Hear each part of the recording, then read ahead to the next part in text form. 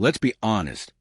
If you walked into Browns camp right now, you wouldn't think this is a quarterback competition.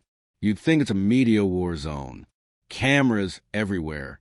Reporters hanging on every throw, every misread, every sideline gesture, and all of it swirling around two names, Dillon Gabriel and Shedeur Sanders. But here's the kicker. One of them isn't even playing right now, and he's still winning. Yeah, Shedeur Sanders has completely hijacked this quarterback battle from the sidelines. If you're into the real story and all the messy twists they don't show on highlight reels, go ahead and subscribe. And if you're sticking around to see how this Browns QB chaos plays out, you should definitely be subscribed. He didn't need to throw a touchdown this week. He didn't need to lace up. All he had to do was exist. And boom, the narrative bent itself around him like it was waiting for a star to step into frame.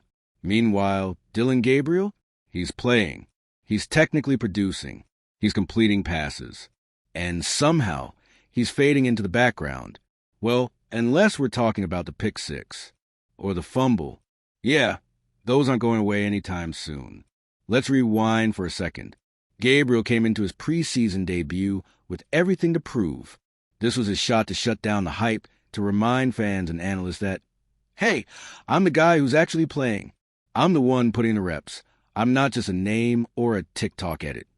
And for a few drives, it almost worked.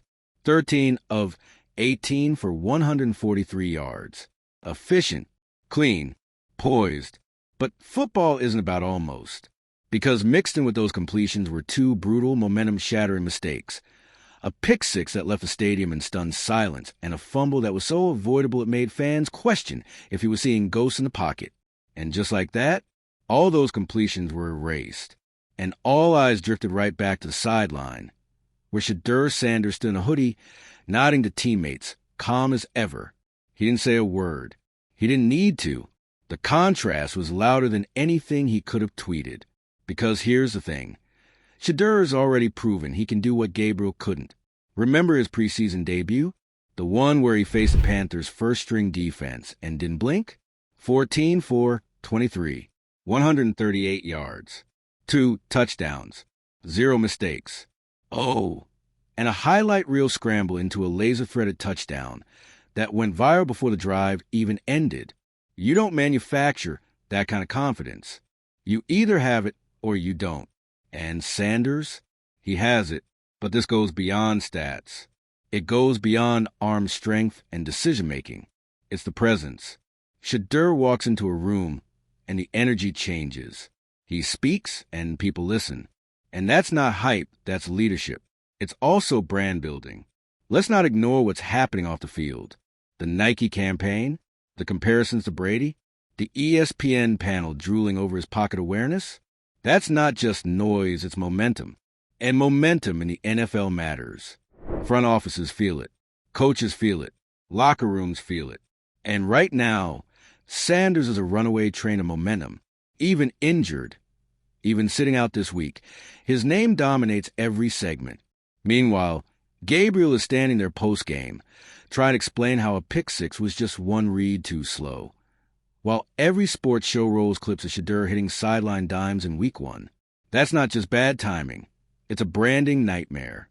And maybe that's the part that's really eating at Gabriel. Because, yeah, he's got talent. And yeah, he's got every right to compete. But when he looks over and sees Shedeur laughing with receivers, dapping up defensive backs, getting shout-outs from legends who barely know his name, you can feel the frustration simmering. He's not just fighting for the job. He's fighting for attention. And he's losing. The moment the game ended, social media did what it does. Ripped Gabriel to shreds. Memes, stats, side-by-side comparisons. Clips of Shedeur's clean throws next to Gabriel's turnovers with captions like, "This isn't a QB battle. It's a rescue mission." Even fair-minded analysts started asking the question out loud. Why isn't Shedeur QB1 yet? The coaches still won't say. Stefanski continues to dance around it with rotation language and evaluation windows. But fans see through it. The players see through it. Honestly, even Gabriel probably sees through it. Because here's what no one wants to admit. This quarterback room is not built to last. There's tension. There's ego. There's that awkward silence when the wrong guy walks into the huddle, and no one knows how to fix it, because every choice from here on out is going to make someone look bad. Start Shedeur? You just bench your planned backup and admitted the rookie stole the job. Stick with Gabriel? You risk another turnover-filled performance and the wrath of a fan base that's begging for a change. And don't even get started on Joe Flacco and Kenny Pickett still lingering in the background like forgotten plot lines. This quarterback room isn't just crowded, it's combustible. And every week they wait to name Shadur the guy. The pressure builds. The Browns know what they have. They just don't know how to move forward without lighting a match to their entire depth chart. But maybe that's a problem. Maybe they're too focused on protecting feelings and not focused enough on winning games. Because if you're trying to sell us on competition, then make it real. Line up the tape. Look at the drives. Count the touchdowns. Count the turnovers. This isn't a close race. It's just a delicate one. And for all the talk about leadership and toughness and resilience, qualities you supposedly want a franchise QB, there's only one guy in that room who's shown them consistently. It's the one who hasn't even played this week and is still somehow winning every headline. That's not an accident. That's the beginning of a takeover. So what now? The Browns have a choice to make. They can drag this out until it implodes. They can protect the old plan and hope the fans forgive them when the losses pile up. Or they can lean into the inevitable, give a job to the guy who's already commanding the team without even being on the field. Make Shedeur Sanders QB1. Not because of hype, not because of Nike, not even because of the fans, but because he's earned it. He earned it in the huddle. He earned it on the field. He earned it with poise, accuracy, confidence, and control. And if Gabriel wants the job back, let him earn it the same way.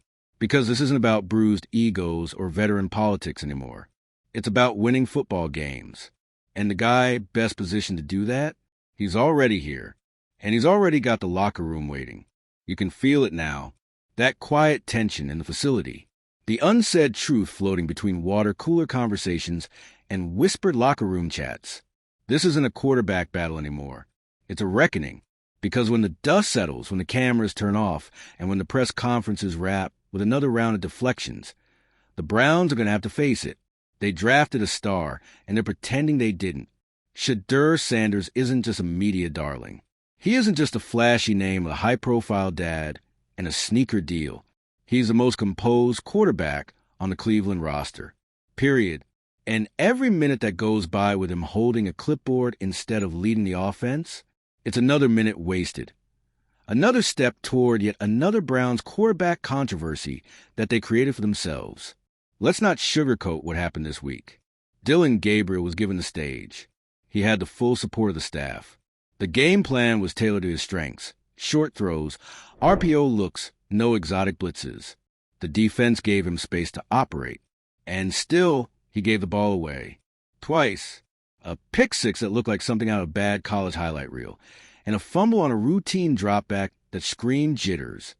The kind of mistake that makes defensive coordinators lick their chops and fans bury their heads in their hands. Meanwhile, Shadur, he's not even active this week. Nursing a minor injury, wearing the headset, talking with receivers, reading coverages, coaching guys up between series, leading, and still, he walks off that field more of a winner than Gabriel. How? Because in the court of public opinion, and increasingly in the minds of his teammates, Shedeur Sanders has already proven he's the real deal. He's not a prospect anymore. He's not developing. He's not raw talent. He's ready, and that's the problem. Because if he's ready, then somebody has to admit they were wrong, that they misjudged, that maybe Dillon Gabriel isn't the guy they thought he was, that maybe the veteran structure they swore by isn't as stable as they wanted to believe. And in Cleveland, admitting you're wrong, that's a rare miracle. Instead, we get the usual, vague quotes, empty platitudes, and we're evaluating everything smoke screens. Stefanski says, "We believe in all our quarterbacks." Great. Cool. But what does that mean? Because the only one fans are believing in right now isn't starting. And that locker room, it's not as quiet as it seems. You think the wide receivers don't notice who hits them in stride? You think the offensive line doesn't know who's getting rid of the ball on time versus who's holding it too long and taking sacks? Football players feel these things. They don't need stats. They don't need press releases. They know. And when a guy like Shedeur walks into the huddle, calm, clear-eyed, commanding, they respond. They believe. Now let's talk legacy. Let's talk about what's really at stake here. Because this is bigger than a depth chart. This is about identity, direction, who the Browns want to be. They can cling to the old way, stick with the predictable plan, protect the politics, play it safe, or they can take the leap. They can start the guy who changes things, who raises the bar, who demands more, not just from himself, but from the entire organization. You think Shedeur's out here just trying to be QB too? No, he's trying to change the culture. You can see it in how he carries himself. He's not satisfied with being the fan favorite. He wants wins, championships, legacy. He's been groomed for this moment, not by accident, but by design. You don't come from Deion Sanders' household and not learn how to handle pressure. You don't navigate the spotlight, the criticism, the expectations, and still ball out unless you're built differently. And that's what Shedeur is. He's not rattled by being underestimated.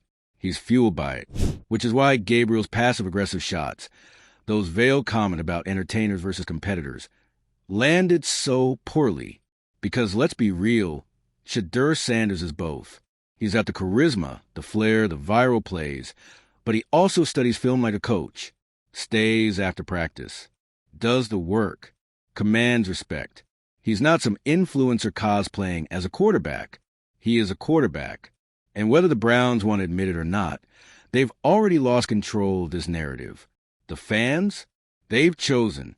The players, they're leaning.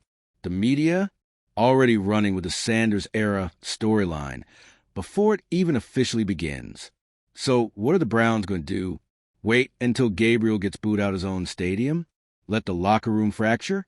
Drag this out so long that they have to make a desperate mid-season switch just to stop the bleeding? Or will they finally get ahead of the curve? Will they acknowledge what's right in front of them and hand the keys to the guy who's already acting like the face of the franchise? Because make no mistake, every week they wait, the decision gets louder. The spotlight gets hotter. The pressure gets heavier.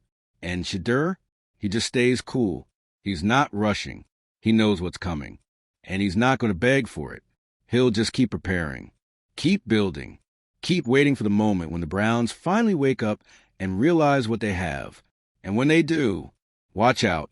Because the second Shedeur Sanders takes that field as QB1, it's a wrap.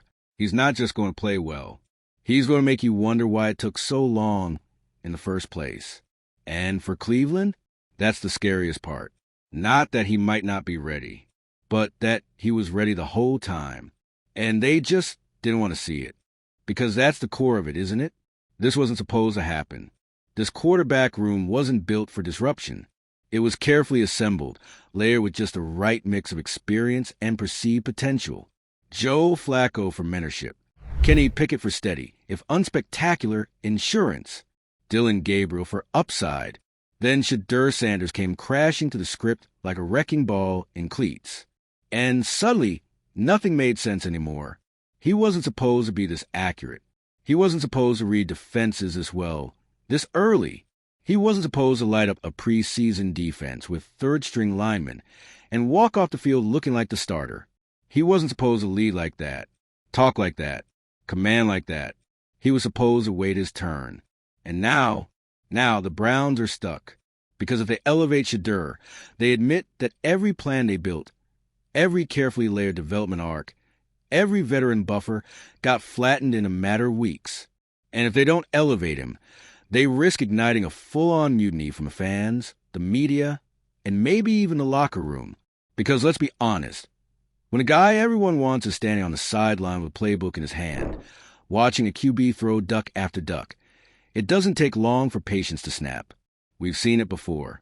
Think Tom Brady backing up Drew Bledsoe before his moment arrived. Think Russell Wilson forcing his way into the starting lineup in Seattle. Think Brock Purdy last year in San Francisco. These guys weren't crowned by coaches. They took their moments. And that's exactly what Shedeur is doing now. Even without the snap count to prove it, he's taken the narrative. And in the NFL, that's the first step to taking everything else. Let's talk business, because that's the part no one wants to admit is driving half of this mess.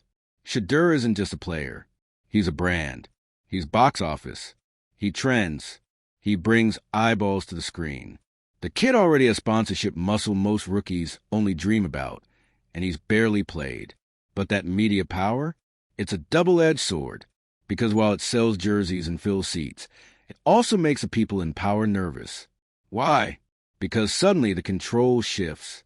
The leash gets shorter. The questions get sharper. You can't bury a guy like that in the depth chart without an ironclad excuse. And we just trust the process doesn't cut anymore. Not when Gabriel is putting up numbers that look like a quarterback simulator stuck on rookie mode. Not when Shedeur's clips are going viral for throws made in practice. This isn't hype anymore. This is evidence. This is proof. The Browns can either face it now or get steamrolled by it later. And if you think Shedeur's camp isn't watching this all unfold with meticulous calculation, think again. Because every week that goes by, they're taking notes.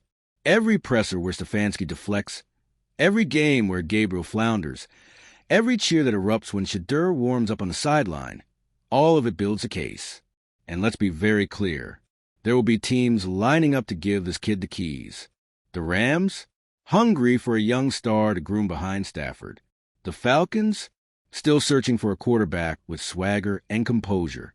The Patriots, you know they take a shot at redemption through a new, dynamic face of the franchise. So, Cleveland, this is your window. Right now, before he starts looking elsewhere. Before this goes from quarterback controversy to trade requests with receipts. Because this is a franchise-altering decision. It's not just about week one. It's not just about a headline. It's about what kind of team you want to be. Are you the team that missed a moment? That played it safe while your future walked out the door? Or are you the team that took a risk on something real, something raw, and let the talent speak louder than the politics? Because the Browns' history is littered with almosts, with what-ifs, with rookies who didn't get the right opportunity at the right time. Shedeur isn't a guy you develop slowly. He's a guy you hand the ball to and get out of the way.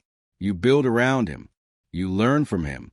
You let him lead, because he's already doing it, with no official title, with no starter reps, and with no ego. That's the craziest part. He hasn't once demanded the job. He's just showing why he deserves it. Every practice, every meeting, every press conference where he dodges loaded questions and redirects the spotlight back to his teammates. That's maturity. That's a quarterback. That's the guy. So if you're the Browns front office, if you're Stefanski or Van Pelt or anyone else responsible for deciding who takes the field, you're running out of time to make the right call before someone else makes it for you. The fans, they're already chanting his name. The media, they're setting up the coronation. And the locker room, quietly, confidently, they've chosen. It's not about politics anymore. It's not about seniority or system fit or who got drafted where.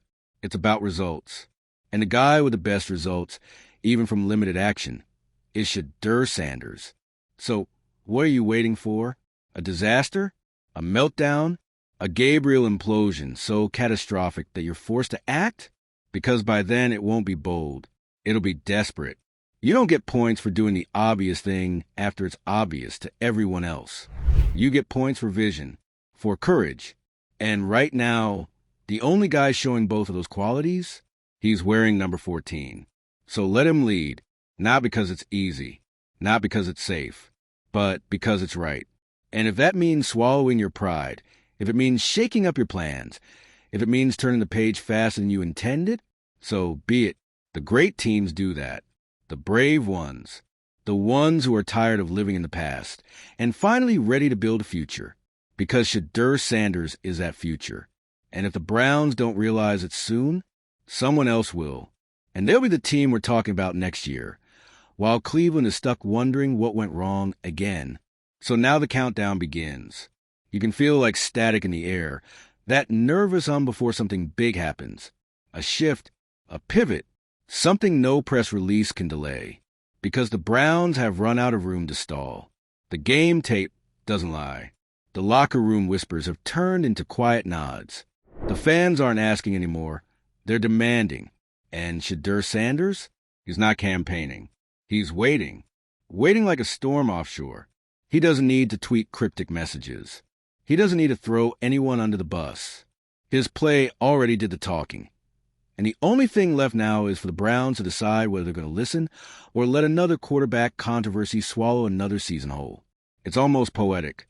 The Browns, a franchise haunted by decades of almost and could-have-beens, stand at the edge of another inflection point, holding the key to a quarterback who actually looks like the real thing. Not a project, not a Band-Aid, not a retread. A leader, a competitor, a star in the making. And yet, they're hesitating, paralyzed by their own blueprint, still staring at the guy who threw a pick six last week like he's the safer bet. But here's the truth they can't escape. This thing is happening with or without their permission. You don't control momentum like Shedeur's. You don't silence a spark that's already become a blaze. You either ride it or get buried under it. And if they think another week of open competition is going to calm things down, good luck with that. Every rep Gabriel takes from this point forward will be watched like a hawk. Every missed throw, every stall drive, every conservative check down, it all piles up. It's not fair, but it's real. Because when the bar is set by someone with presence, polish, and potential like Shedeur, the margin for error vanishes. And the worst part?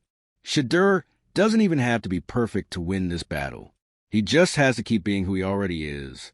Locked in, cool under pressure, deadly with the ball in his hands. And eventually, inevitably, the Browns are going to realize what everyone else already sees, that he's not the future. He's the now. And when that moment comes, when number 14 steps under center not as a curiosity, but as the guy, this whole long, drawn-out saga will feel like what it was: a delay, a detour, an organization nearly too cautious to embrace its own breakthrough. But not too late. Not yet. The clock's ticking, Cleveland. Don't fumble this one.